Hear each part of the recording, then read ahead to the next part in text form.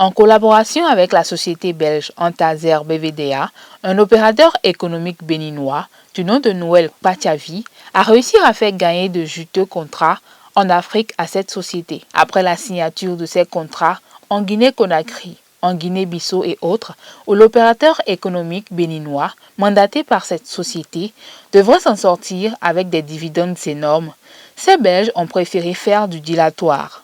L'intention étant de trouver des superfuges pour ne pas verser aux Béninois ce dont il a droit. C'est alors que Noël Pachavi décide d'assigner la société belge en justice. Et comme l'intention de flouer étant flagrant, cette société belge a perdu et devra payer aux Béninois 15 millions d'euros. Suivez les explications de l'opérateur économique béninois.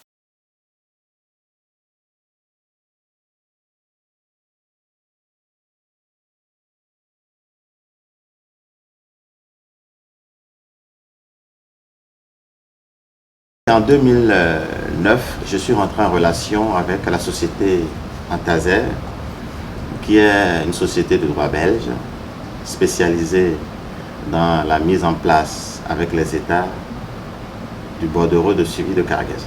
Donc en 2009, je suis rentré en relation d'affaires avec eux. Ils m'ont mandaté pour développer leurs activités sur le continent africain au vu de mes relations que j'ai sur le continent. Donc nous avons démarré par la Guinée-Conakry en 2009 à l'époque. C'était la junte militaire qui était au pouvoir au temps de Sékou Konaté. Donc je me suis rendu à Conakry, j'ai mené toutes les négociations et sur place, les autorités étant convaincues du bien fondé de la prestation, ont dit qu'ils voulaient formaliser le contrat. Donc moi étant sur place, j'ai demandé à mes partenaires de m'envoyer un mandat express, que d'ailleurs qui est ici, qui m'ont envoyé par courrier électronique et également aux autorités sur place là-bas pour me permettre de signer ce contrat. Vous avez vu, c'est ça, l'Office guinéen des chargeurs, représenté par Mohamed Cheikh Fofana, et moi, Antazer BVDA, représenté par son chargé d'affaires, Noël Pachavi.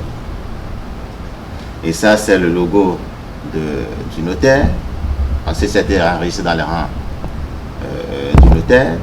Donc voilà un peu. Donc voilà mes initiales. Bon, je vais vous montrer la dernière page où il y a les signatures. Ça, c'est les signatures de l'autorité contratante. Et ça, c'est ma signature. Et ça, c'est l'enregistrement au rang du ministre du notaire.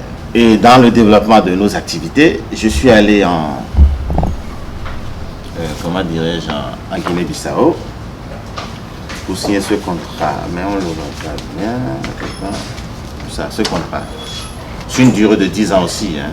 Donc en gros, c'est ces deux contrats que j'ai signés dans la période de 2009 jusqu'en 2013 où nous avons commencé à avoir des problèmes.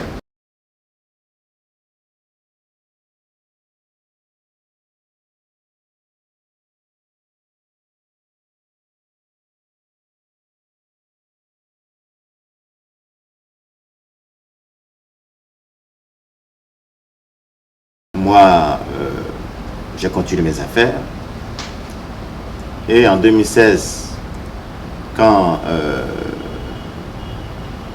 à l'avènement du président de parti Talon, je suis rentré, parce que je suis de la diaspora, pour poursuivre mes affaires ici. Et en tant que Béninois, j'ai déposé au tribunal de commerce ici une procédure et le débat contradictoire a abouti sur une décision qui condamne la société Antazer à me payer 15 millions d'euros, l'équivalent de 9 milliards à l'époque. On a regardé dans le compursoir chez le greffe, il n'y a pas eu d'appel pendant les 15 jours d'appel. Nous avons obtenu un certificat de non-appel. Mes avocats à Anvers, Maître Caramul, l'ancien bâtonnier du tribunal d'Anvers, qui est mon conseil là-bas, a à pratiquer les saisies sur les comptes de la société Antaser sur place.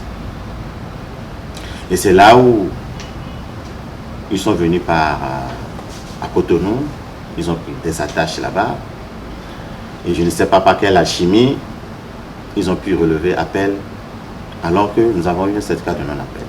Appel relevé, on va en appel, le tribunal s'est déclaré incompétent au profit des tribunaux belges. Donc, qu'est-ce que je fais?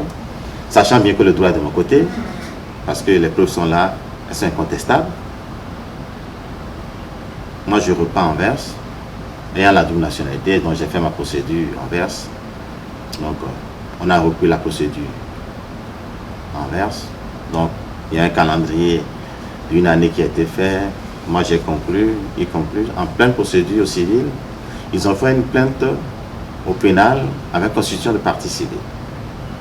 Donc, nous sommes allés à la chambre d'instruction en Anvers et le juge qui a conduit les instructions s'appelle Madame Van Hollen. Pendant une année, on a mené l'instruction. Et pendant l'instruction, si vous voulez, voilà des gens qui m'accusent, ils disent que les mandats, ces mandats-là sont des mandats qui sont des faux mandats. Du moins, je me suis précipité sans mandat pour aller signer des contrats avec la Guinée-Conakry et la Guinée-Bissau. C'est étonnant parce que, vous savez, c'est comme si on signe le PVI au Bénin et on dit que la personne n'a pas qualité et ces contrats-là sont exploités pour collecter des recettes pour le compte des États. C'est impossible. Pendant l'instruction, pour revenir à l'instruction inverse, ils ont été incapables d'apporter les éléments, c'est-à-dire les mandats, les originaux. Ils ont été incapables d'apporter, parce qu'ils ont dit qu'ils ont signé des contrats légaux après. Je ne sais pas, mais ils n'ont pas été capables d'apporter pendant l'instruction les contrats légaux que soi-disant eux-mêmes ils ont cités, parce qu'ils disent que je n'ai pas qualité à signer pour eux. Bref, pendant un an d'instruction en verse, ils n'ont pas pu apporter des éléments pour permettre aux juges d'instruction d'Anvers de pouvoir mener les confrontations, de pouvoir nommer des experts indépendants pour pouvoir faire des études, enfin des études graphologiques pour savoir, machin, tout ça là, ou demander qu'on consulte les mails. Ils n'ont pas su apporter ces preuves. Donc, le juge, pendant un an, a considéré que, au vu des charges, enfin, qu'ils mettent, au vu de la plainte, il n'y a pas d'éléments à poursuivre. Parce qu'ils n'ont pas été capables d'apporter les preuves de leurs accusations. Parce que si vous avez un nouveau contrat, vous les apportez. Ils n'ont pas su apporter le nouveau contrat. Et d'ailleurs, même, c'est mes contrats qu'ils ont utilisés à Conakry. Je les ai représentés valablement là-bas. On avait un bureau avec des employés et les salaires étaient payés par Antaser. Nous avons les relevés de compte, nous avons tout. Donc aujourd'hui, de dénier le droit à ce niveau. Et c'est ça qui est quand même surprenant. Donc, le juge d'Anvers a rendu un non-lieu par rapport à cette affaire, considérant qu'il n'y a pas de charge matérielle qui permet de prouver ma culpabilité. Donc, on a rendu une décision de non-lieu. Et les condamnant à me payer des droits sur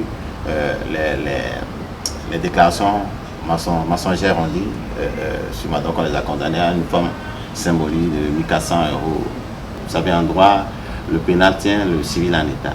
Donc, pendant les 1 an de procédure au pénal, on est obligé de surseoir le volet commercial. Donc là, on repart. Donc, il y a un nouveau calendrier qui a été mis en place. Donc, moi, j'ai conclu le 3 mars. Et ils ont conclu le mois de juin. Et j'ai reconclu le 29 juillet.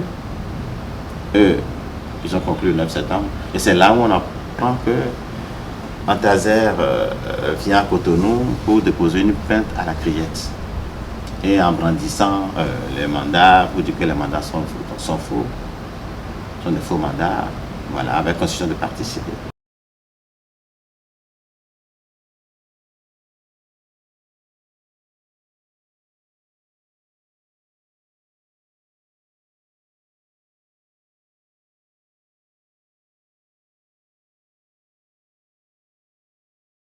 Moi, connaissant ces personnes, connaissant leur dangerosité, parce qu'ils ne sont pas les premiers au décès, ils l'ont fait en Centrafrique, ils l'ont même fait au Togo à leurs représentants là-bas. Donc, ils sont prêts à payer des gens même pour exécuter des gens. C'est des gens qui ont des méthodes mafieuses.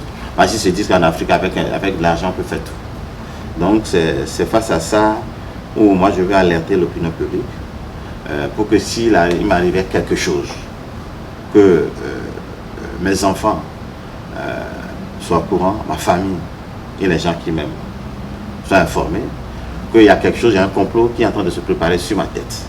Et donc, comme j'ai affaire à des puissants, je dois prendre toutes mes dispositions.